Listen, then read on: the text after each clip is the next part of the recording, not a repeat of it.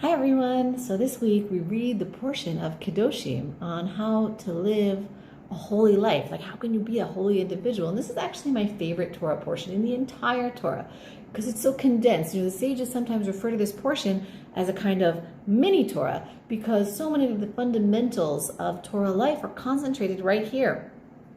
It's kind of like Shabbat where you can kick back and relax. Like throughout the Torah, we actually have to work really hard. There's so many lessons, but we have to plumb them out. We have to dig them out. There's stories of the patriarchs and the matriarchs and the Exodus and the desert, and we have to try to figure out, what is this trying to tell us? How do I apply this in my life? And then here, finally you get to Kedoshim where you're spoon-fed. This is what you need to do. You just get the holiness straight into your vein without having to dig around. And it just tells us how to live. So it doesn't mean that it's easy. We have to understand how to apply these principles, but at least the principles are right there. And so I love this Torah portion. There's so much to choose from. It's really hard, to pick which one to focus on because they're all so interesting. But there was one commandment that jumped out at me this week as particularly interesting and challenging, and that is the mitzvah of hocheach tochiach et amitecha, rebuking your neighbor if they do something wrong, reprimanding your neighbor. At first glance, it looks kind of like a fun mitzvah. Who doesn't like criticizing other people, right?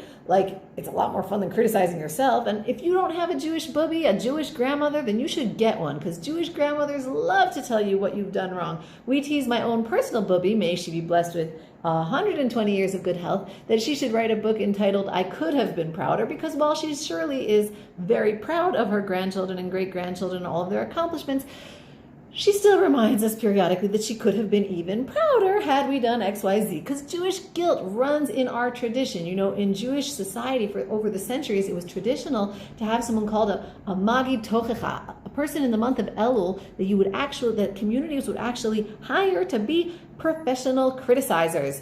They would have, we've gotten criticism down to a profession, and they'd walk around the town saying, hey, you're not keeping Shabbat right. Ooh, nice stuff. Maybe you should be giving more tzedakah. This is a true story. So at first glance, it seems like a fun commandment. It's really fun to tell people what they're doing wrong if you're married to them or if they're your children. Then it's super enticing. But the sages teach us that this is one of the most complex, if not the most complex, commandment to fulfill. The Talmud actually says that it is doubtful that any person in their generation, imagine our generation is even worse, it is doubtful if there's any person who knows how to give a proper reprimand or how to receive it. And so it's a really, so the sages are telling us that this is a really difficult commandment. So I want to try to delve into this. And Jeremy, I am imagining your perplexed or judgmental face as I'm saying that I'm going to teach this, because perhaps you might be thinking that I am not the most qualified person to teach this, because over Shabbat, let's just say there were a few eensy-weensy-teensy things that maybe Jeremy did that bothered me. And after Shabbat, I kind of wanted to bring it up and be those things that you did, I didn't really like them, but he did not want to play ball. He was not interested in having that conversation. I saw that. So then a few hours later, I was like, Jeremy, can we go back and just talk about these things that are bothering me? And then Jeremy said, I would love to talk about anything you want to talk about, unless it's something bad about me, because I'm really not in the mood for that. And I was like, And so I said, fine. And he took that as fine. And then he rolled over and went to sleep, had a great night's sleep. And I'm mumbling and grumbling all night I wanted to criticize Jeremy, and he did not let me criticize him. And then Jeremy wakes up after his beauty sleep all refreshed, and he goes, oh, darling, how did you sleep? And I said, well, how did you sleep? And he goes, oh, Baruch Hashem, I slept amazing. And I said, well, I slept terribly. And I'm thinking hint, hint, pick up, that I'm upset. And he's like, oh, that's sad. And then walks off, toodly-doo. And then eventually I'm like, can we just talk about what I'm mad about Shabbat? And you wouldn't listen to me. And he's like, well, now you're yelling at me. That's not really nice. And I'm looking back at that dysfunctional interaction, and I realized that I was so mad, and I blew up, and that wasn't effective at all. And so, there's really this fine art in how to criticize another person. And that got me giving this a lot of thought and realizing, I really want to study this mitzvah. So Jeremy, you can take that judgmental look up off your face, because I don't think that in order to teach something, it means that you have to be perfect at it. I think that when we're learning Torah together, it's beautiful to take things that many of us struggled through, including the person who's teaching it. And maybe sometimes that's more powerful than learning from someone who just says, I'm perfect at this. I don't struggle at all. So I thought it would be interesting to, I imagine I'm not the only person who struggles with this. I know this is something that a lot of people struggle with. Like, how do you bring up something with another person when you want to critique them? I'm sure everyone knows someone who's been on a new health kick, or they've accepted, something upon themselves that they think is really great, and they love telling everyone what they're doing wrong. Yesterday, somebody told me a joke. They said, how do you know someone is a vegan? And they said, the answer is, you'll know. When I first got married to Jeremy, I was like a really strict vegan. And if we'd be eating out with people who were eating meat, Jeremy would have to whisper to me like, babe, it's not really great for you to tell people about all the ethical wrongdoings of factory farming while they're taking the bite out of the burger, because people aren't going to want to be your friend anymore, So I had to pull that back. So I know this is something that we all have to deal with, right? Like, especially people who are on a growth trajectory in our Torah observance. Like, how many of us have gotten really excited to accept upon ourselves a new Torah observance or new mitzvah, and we have like family and friends that are not into it and maybe think we're a little nuts, but we just are so excited. We can't wait to tell everyone how we're doing things wrong, right? And we finally understand what they're doing wrong. So, this is like a thing that everyone struggles with, I think. So it's a wonderful thing to study together. So let's go back to the source. In Vayikra, in Leviticus 19:17, it says, you have to reprimand someone who's sinning. It says in 17, you shall not hate your brother in your heart. You shall surely rebuke your fellow, but you shall not bear sin on his account.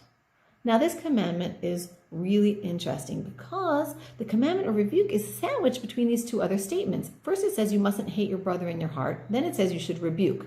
Now, maybe those are two commandments, right? This whole portion is like rapid fire of commandments. So maybe there's just two commandments here, like don't hate your brother in your heart. Good job. New topic. If you see someone sinning, go reprimand them. But another way to understand that is maybe the first two parts of the verse are one continuous sentence, like you mustn't hate in your heart, and therefore you must reprimand, meaning the Torah is making a kind of connection that you mustn't hate in your heart, and that is connected to having a direct conversation with somebody about the things that are bothering you. But now the last part of the verse just adds to the confusion. It says, you shall not bear sin on his account. That can also be understood in a few ways. Like, one way is that if somebody is sinning, it's your responsibility to tell them off. And otherwise, you're going to be responsible for the sin because you're not bringing it to their attention. You're not stopping them. Like, you see somebody about to take a bite out of the cheeseburger and you don't say, stop, right?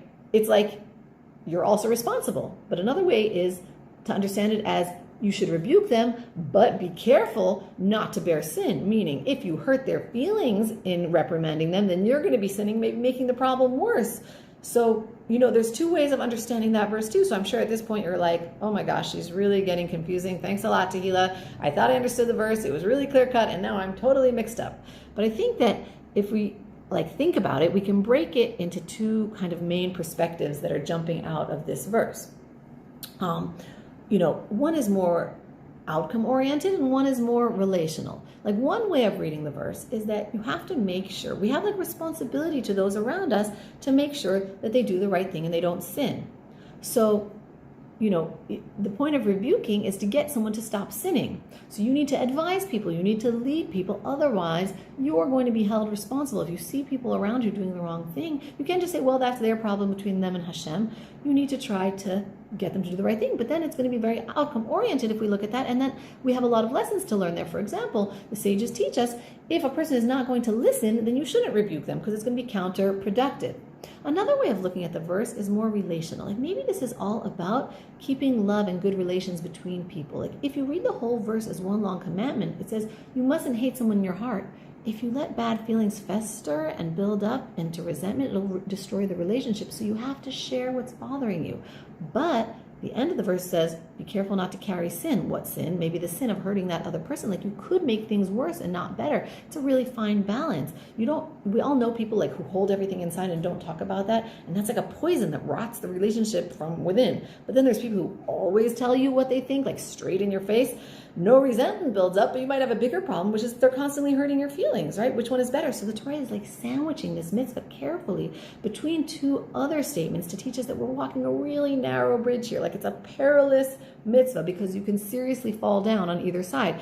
If you harbor too much resentment, you can destroy the relationship. But if you're too aggressive, you can hurt the relationship as well. So you have to find this balance. So I think there are like two ways of reading this verse now. Which one is right? And I would maybe say the answer is yes, because we know that every verse in the Torah has so many possible meanings. There are 70 meanings to every verse that the sages teaches us. So it's not that one is necessarily right or wrong, but there are multiple lessons that can be learned from every verse. And the commonality, though, I think, between every interpretation is that whether we're looking at it from the relational perspective or from the outcome perspective, is that there's great caution needed in doing this commandment. So as I said, I'm probably the least qualified person to teach this because I'm not very good at it, but in my shortcomings, I've been trying to learn about this, and I've picked up some ideas that I hope will help me, and maybe they'll help others as well. So if the question that comes out of these verses is, if the idea that comes out of these verses is that we need to be really careful in doing this, so then how can we be careful in doing this? What is the right way? So I think that the first thing that we can learn is from the Torah is that you have to first, before going and criticize somebody else, we must do like our own heart check. It says you mustn't hate your brother in your heart, meaning we have to check our own hearts and make sure that our hearts are in order and we're not coming at it from anger or hatred inside, but from a really clean place.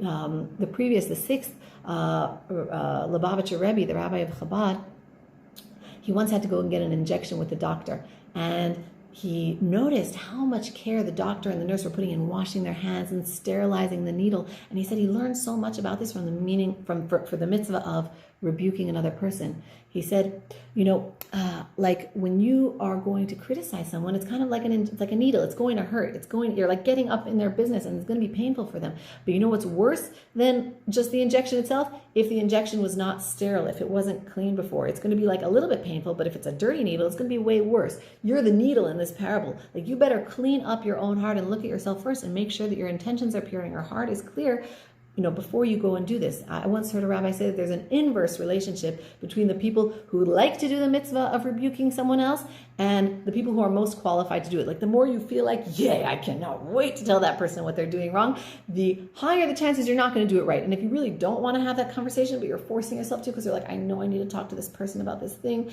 the more likely it is that you're going to approach it with a humble and clear heart. So the first lesson that we can learn is to sterilize that, needle. Another interesting thing that we can do is look at other places in the Torah where there is rebuke. I've heard Rabbi Yaakov Nagin say a beautiful lesson. He said that almost the entire book of Devarim, of Deuteronomy, is Moshe rebuking the nation. He's like telling off the nation of all the things that they've done wrong. And Moshe gives, this big speech. And he said, well, what can we learn from that? Moshe is doing it. How do we learn how to, like the fine art of that? He said, you see it right in the very beginning of the book of Deuteronomy. It says, when did Moshe give his great, telling off, his great reprimand to the nation? It says he gave them after the conquest of Sichon. It says that in chapter 1, verse 4. So, meaning the first thing that we learn is from Moshe is the when. The art of the when you give rebuke. It's very easy when someone is in the heat of the moment, or when they're down, or when you're, they've just done this thing wrong, to pounce on them and say, no, you shouldn't have done that.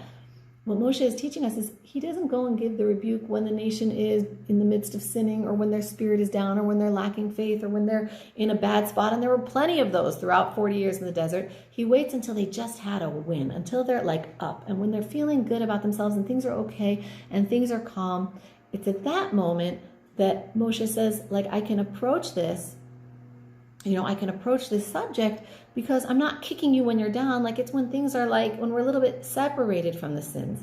And so Moshe teaches us that. And then, how does Moshe end? What is the last portion of the book of Devarim, of the book of Deuteronomy, is the portion of V'zot HaBracha. And this is the blessing, meaning not just raw criticism, but criticism that's wrapped with a nice wrapping of love and blessing.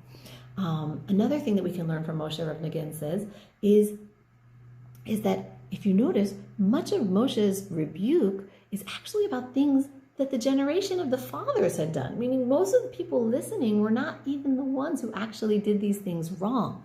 So he says, we have to take a long view. We're all in a long game, and sometimes there are processes that are going to take a really long time. We might not understand them, and they might be multi-generational. You can see somebody that perhaps is not going down what we think is a righteous path.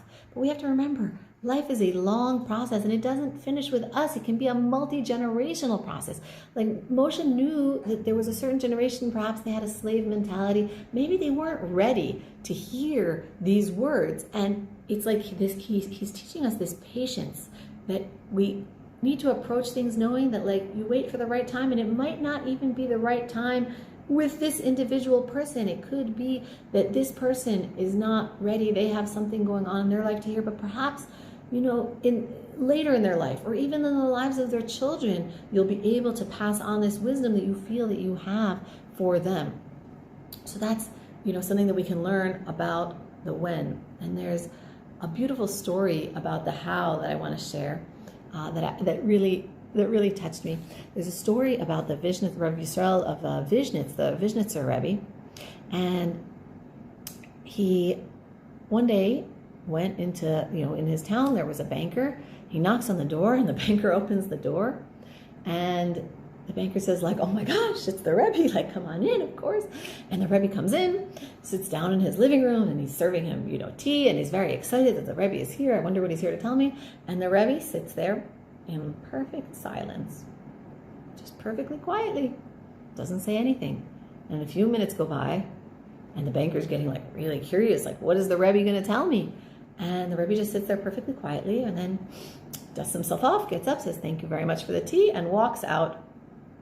And the banker is shocked. And so then the banker like chases him out the door. He goes, Rebbe, please, I'm like so curious. Why did you come to my house?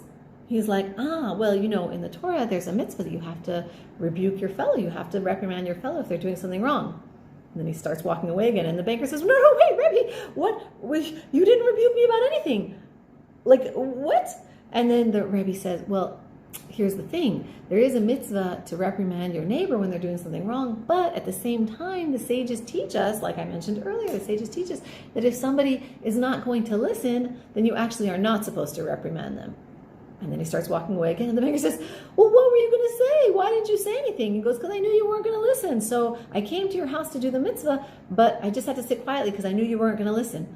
And the banker says, how did you know I won't listen? Try me. So the Rebbe says, fine, you're a banker, and I've heard that in your bank, your bank is about to repossess the home of a widow that is not able to pay her mortgage debt. And so, the bank is really like, as the head, the owner of the bank, or as the head of the bank, you're it's not right. But I didn't want to tell you that because you're not going to listen.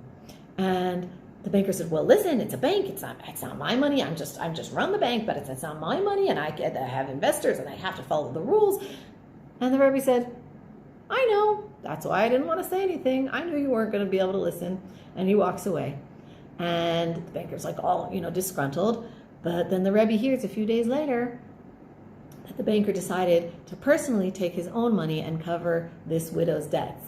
And I thought it was such a great story. First of all, because it's a very cute story, and it's, shows how the Rebbe was so clever in finding a way to try to approach this in such a way that knowing each person and knowing their kind of personality and seeing what will be the right way to approach this and how will they listen. But I think this story is also great because it shows that the Rebbe realized that, if you chase after somebody with your critique, then all it does is send them farther away. But sometimes there's like a quiet presence that you can have, that by you being the way you are and being, sort of a light to others, it will draw others' curiosity to want to ask. So you don't have to come after them and say, hey, I have something to tell you that you're doing wrong. But they'll say, please, can you teach me? And, people will come to you when you are able to have that kind of silent, patient,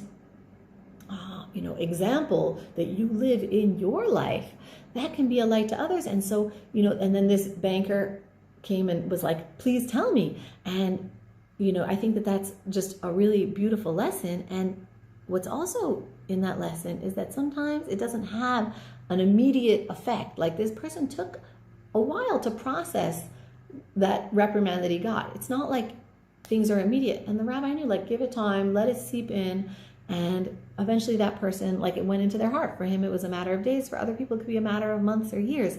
My teacher, Shoshana Harari, I'll never forget, she was my mentor and my teacher, and she once told me, she said, imagine when you feel like you know something that's right and true and good, imagine yourself as a person with a torch in a dark cave.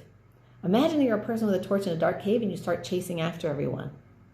They'll be like, ah, fire, right? When someone's chasing you with fire, you run. That's your instinct, right? But then imagine you're in the dark cave and you just sit with your torch and it starts emanating this warm light. What will happen? That same torch that people were running away from, people will actually be naturally attracted to.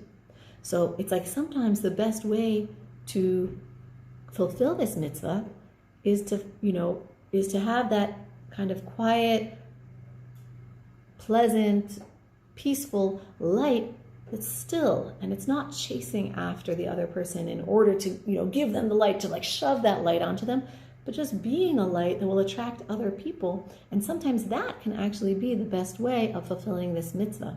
So those are some, there's endless, things that can be said about this, but those were some things that spoke to me about this mitzvah that I want to try, at least try my best to work on in myself from, drawing from this week's Torah portion, and maybe that'll be of use to others as well. So I hope everybody has a great week. Bye, guys.